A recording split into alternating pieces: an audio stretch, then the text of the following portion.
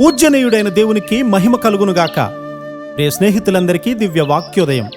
ఈనాటి పాఠ్యభాగము నిర్గమాకాండము 15:11. యెహోవా, వేల్పులలో నీ వంటివాడెవడు? పరిశుద్ధతను బట్టి నీవు మహనీయుడవు, స్తుతి కీర్తనలను బట్టి పూజ్యనీయుడవు, అద్భుతములను చేయువాడవు. దేవుని బిడ్డలైన వారు ఎక్కడ కూడుకున్నా కూడా పరిశుద్ధత, ప్రేమ, దేవుని మహిమ వారి చుట్టూ ఉండాలి. ఇక్కడ వారు దేవుని యొక్క భయంకరమైనటువంటి హస్తము సైన్యముల మీద దిగడం, సాక్షాత్తు దేవుని మహిమను చూస్తూ ఉన్నారు. యేసుక్రీస్తు ప్రభువుల వారు ఈ భూమి మీద సంచరిస్తూ ఉన్నప్పుడు ప్రజలు ఇలా మాట్లాడుకుంటూ ఉన్నారు, ఇశ్రాయేలీలలో ఇలాగూ ఎన్నడూ కనబడలేదు. మత్తయి సువార్త 9:33. ఇటీవల దీనిని నేను చదువుతూ ఉన్నప్పుడు ఇండియా దేశ ప్రజలు ఇండియా దేశంలో ఎలాగూ ఎప్పుడు కనబడలేదని ఎందుకు పలకరు? దానికి కారణము కేవలము మన ఆత్మీయ కొరతయే.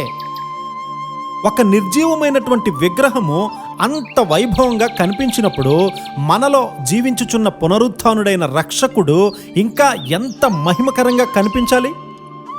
ఆయన యొక్క శక్తి ప్రభావాలు మన చుట్టూ ఉన్నటువంటి ప్రజలకు కనిపించకుండా మనమే ఒక ఆటంకమై ఉన్నాం. పరిశుద్ధతను బట్టి నీవు మహనీయుడవు, స్తుతి కీర్తనలను బట్టి పూజ్యనీయుడవు, అద్భుతములు చేయువాడవు. హల్లెలూయా, హల్లెలూయా.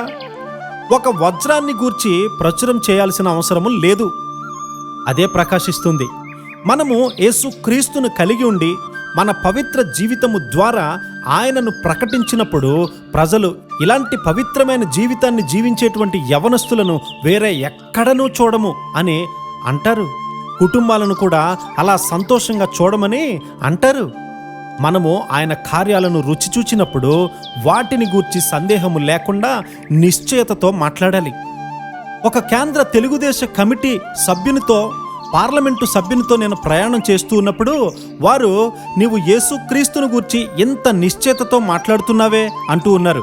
అవును, నా రక్షకుడు అద్భుతమైనటువంటి రక్షకుడని నేను చెప్పగలను. ప్రజలు దాన్ని చూడగలరు. సమస్తము కూడా ఆయన మహిమను ప్రచురము చేయునుగాక. ఆమేన్.